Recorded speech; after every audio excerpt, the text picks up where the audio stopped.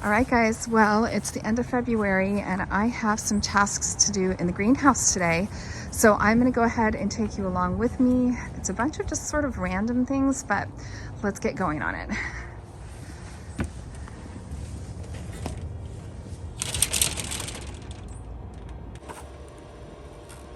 All right, guys, well, I just wanted to share with you, I'm propagating some spider plants today. Aren't these gorgeous little babies? I'm so excited for this, you guys.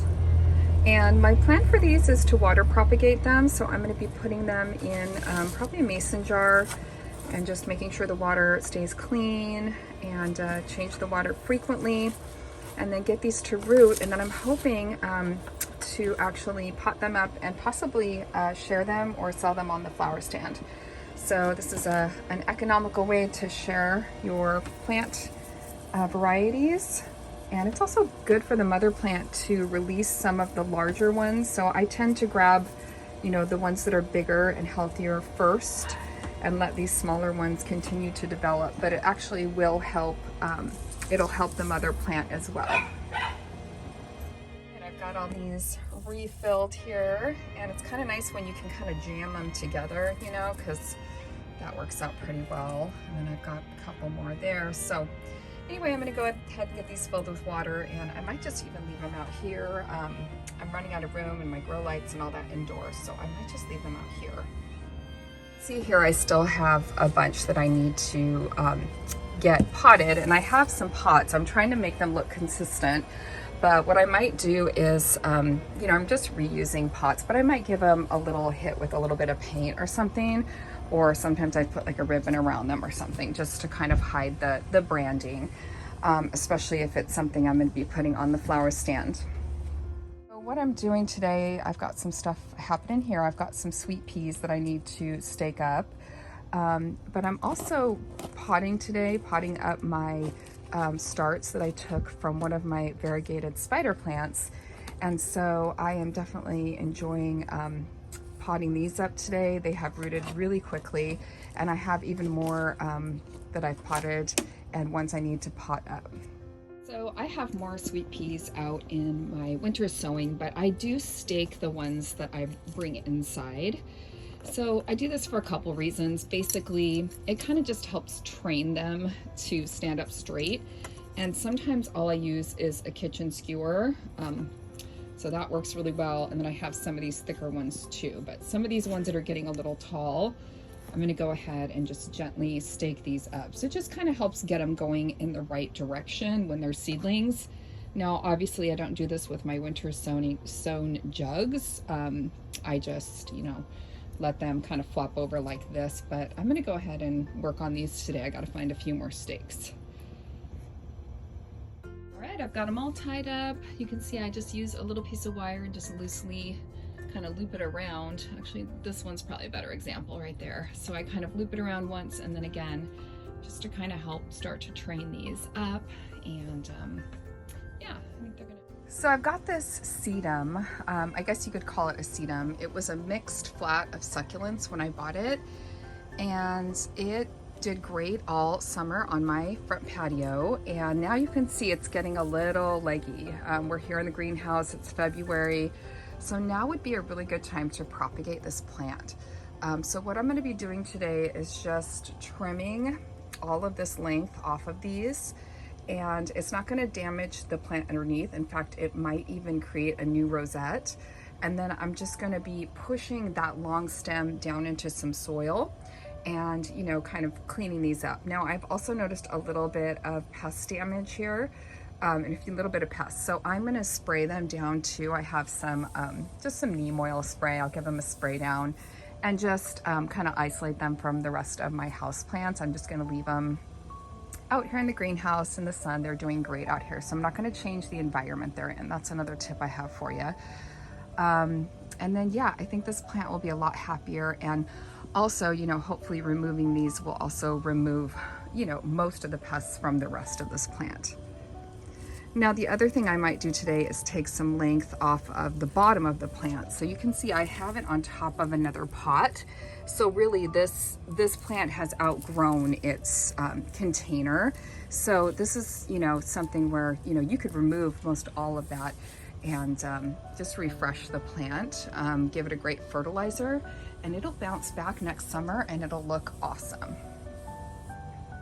That works for pest control for my greenhouse, if I do come across things like that, or just to put some rubbing alcohol, and I have a little spray bottle and I just dilute it and spray that down. I've noticed this cutting down on any sort of fungus or mealybugs on a lot of my succulents, so I need to give this a refill, but I'm going to go ahead and give this a spray with this today, just to kind of jumpstart it into, you know, health.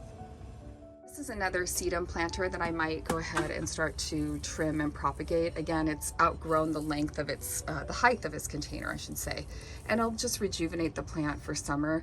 But I don't usually do that until it gets a little bit warmer, a little bit more into springtime, and then I will start to trim this one back. But for its winter dormant season, I just sort of leave it alone.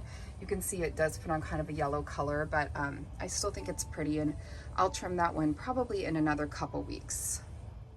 About the hoops there, those are antique embroidery hoops, and I have a different video about making the little globe here on the top, and so I'll try to find that one. But if you look back into like garden art playlist, or maybe you know, the crafting playlist, you could probably find that video.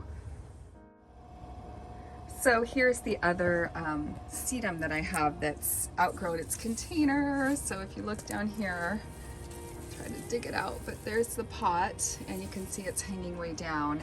Now the pot is lifted, so that helps, but also wanted to show you, this is the other trellising that I made with the embroidery hoops. So that one's, you know, aging out, so you can kind of see it's losing a little bit. I should probably restain the wood or something if I trim this down, but overall, I mean, I think it looks really good. And then I've got this guy popping out, hanging out.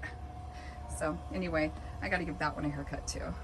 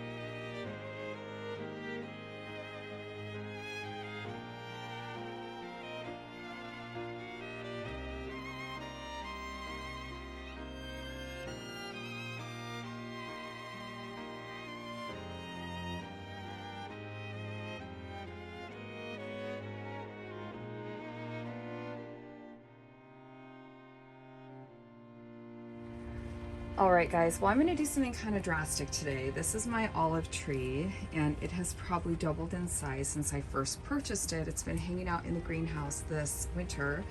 But I was just looking at it, realizing that right in this area, there's kind of two main branches. And I think at this point, I need to choose what's called a leader, right? So basically, if I want this tree to continue to go straight, I need to eliminate that second smaller branch. And again, I'm probably even doing this too late in the game, but I just realized that what I really need to do is train that one to be the leader, and so that this plant can keep getting taller, and eliminate that one branch. So I'm going to try to do a cutting and see if I can you know, use maybe some rooting hormone, or maybe not, and do a cutting of this branch and try to, you know, propagate it basically.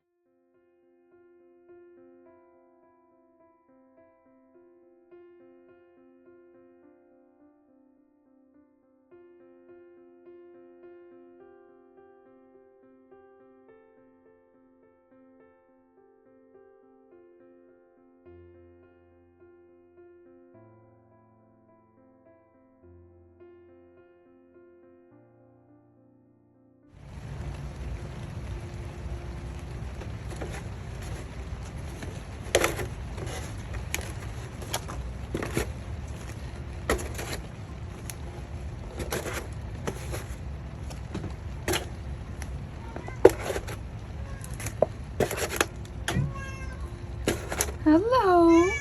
Hello, Midnight. Hello. Hello. I'll lay down right there.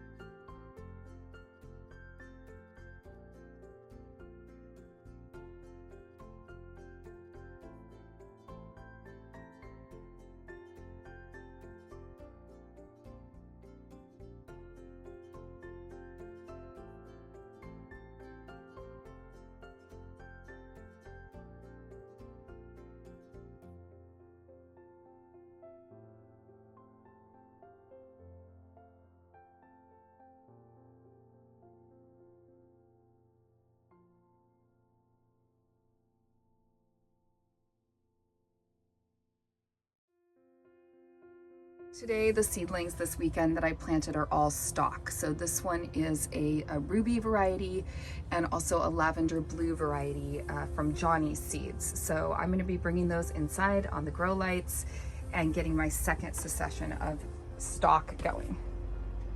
These trays here are my ranunculus. Now I did water these today. I noticed they were pretty dry. And so you do want to keep them moist, but I think they're doing great here in the greenhouse, and I have no doubt that they're going to start to sprout really soon. I am checking a little bit here on my aloe. I was a little concerned about it because we did have one night of snow and some freezing temperatures, but I was consistent in checking with the greenhouse, and honestly, it was warm in here. So I do insulate the greenhouse, and I also heat it with just a small space heater. But with storms like that, I do worry a little bit about this. Now you can see it got a little bit of damage here on the tips. I didn't notice that before, and I think it got just a bit of cold damage. So I'm kind of bummed about that. I should have brought it in when I thought about it, but it did survive and it'll be fine. The plant that's showing off in the greenhouse right now is my mandevilla. It is looking so good. It's got blooms and buds, and it's just like completely happy. In fact, look at it's growing over here too. So mandevilla, definitely having success overwintering this in my Zone 8B greenhouse. Really happy with how it's looking right now. And this is what's left of the snow from a few days ago. This must be a pretty chilly corner over here by the greenhouse because it's still there and it hasn't melted, and pretty much everything else is melted at this point.